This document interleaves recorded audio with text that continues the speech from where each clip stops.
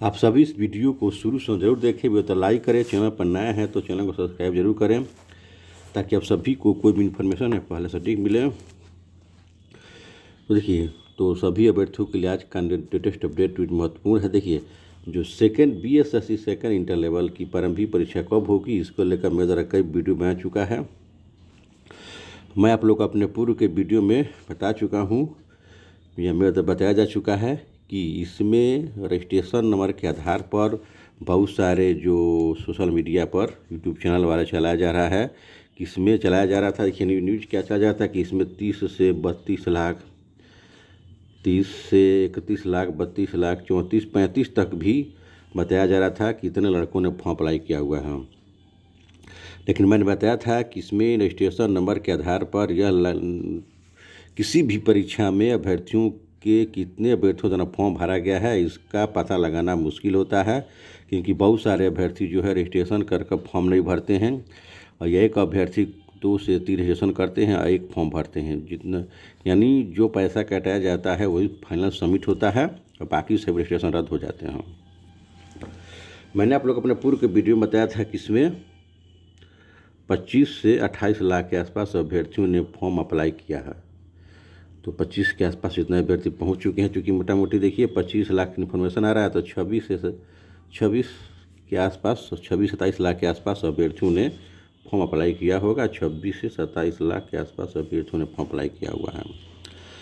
अब सबसे बड़ा प्रश्न है कि इसकी प्रारंभिक परीक्षा कब होगी, क्योंकि काफ़ी संख्या में अभ्यर्थियों ने फॉर्म अप्लाई किया हुआ है और आप लोग वर्तमान में देख रहे हैं कि जितनी भी परीक्षाएँ हो रही हैं किसी न किसी कारण से पेपर बाल हो जा रहा है। चाहे वो आपको बिहार पुलिस कांस्टेबल, जो बिहार पुलिस कांस्टेबल की जो परीक्षा हुई उसमें एक ही चरण परीक्षा एक चरण की परीक्षा होते ही पेपर वायरल हो गया। इस कारण सभी चरणों की परीक्षाएं रद्द कर दी गई, स्थगित कर दी गई। अब बिहार SI की जो प्रारंभिक परीक्षा हुई आप लोग को 17 दिसंबर को, उसमें भी आप सभी ने देखा कि परीक्षा एक दिन में 2 पालियों में संपन्न हुई, लेकिन दोनों पालियों का प्रश्न पत्र आउट होने का संकेत मिल रहा है। यह इन्फॉर्मेशन है, जहाँ तक कितनी सच्चाई है यह तो इसमें कितनी सच्चाई है यह तो जग जाहिर है कि इसमें चूँकि 12 पेपर वायरल हुआ है बिहार SI में, आयोग माने या न माने। तो इसमें देखिए, इसमें एक दिन में 2 सीटिंग में एग्जाम हुआ तो पेपर वायरल हो गया। अब इसी तरह के CGL 3 हुआ, CGL 3 में भी इसी तरह की समस्या आई।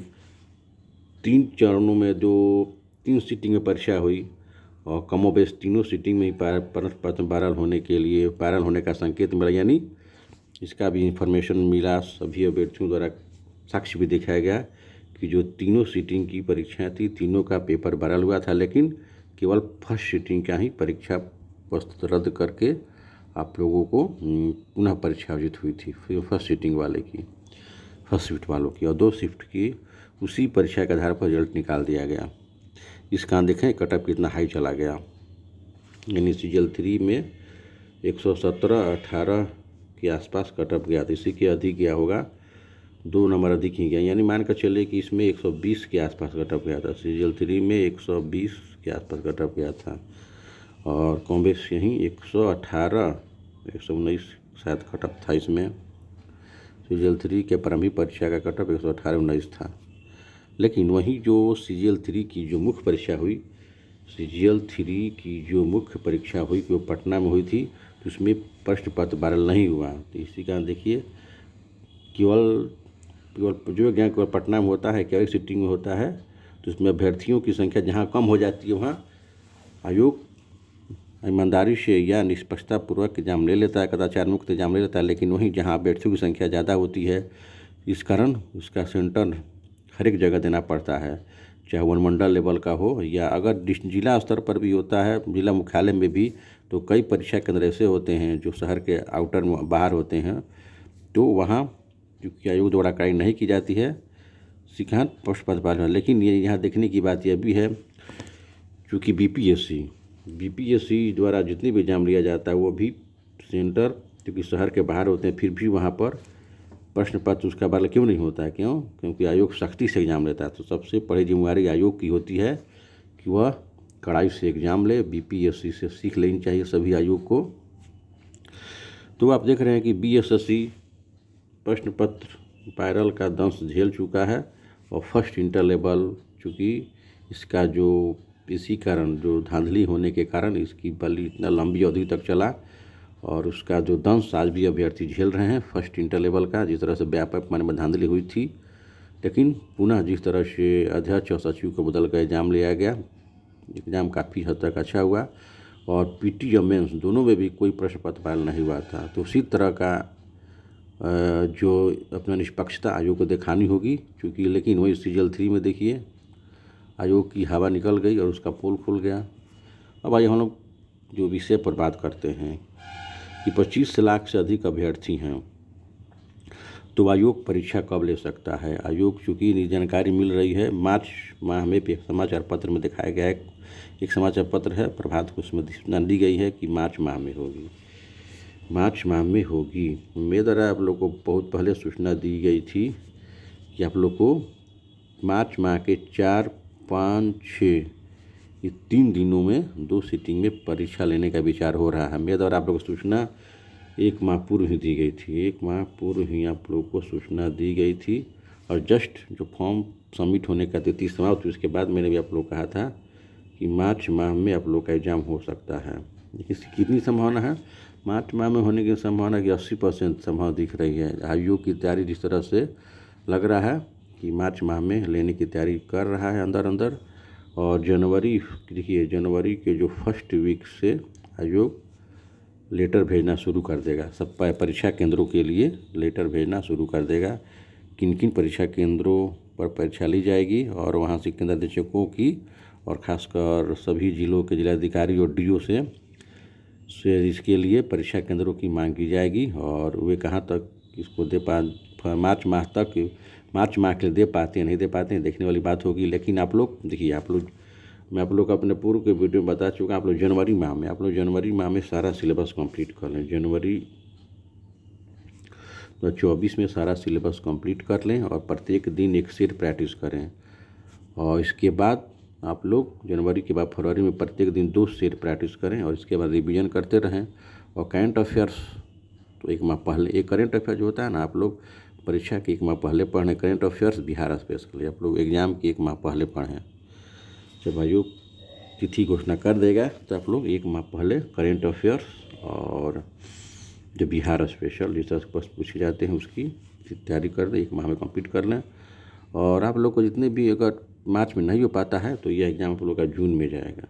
मार्च में अगर किसी कारणवश नहीं हो पाता है, 20% संभावना नहीं की है, तो आप लोग का जून में इलेक्शन आ जाएगा। तो आप लोगों के पास अभी भी पूरा समय है। अगर जो अभ्यर्थी आज से ही तैयारी शुरू करेंगे, 2-2.5 महीना किसी एग्ज़ाम के लिए काफ़ी महत्वपूर्ण होता है। जो अभ्यर्थी जो कि बिहार के अभ्यर्थी हैं, जिन्होंने फॉर्म भरा होगा, पुराने अभ्यर्थी हैं, उनको काफ़ी एग्ज़ाम देने का तजुर्बा हो गया होगा।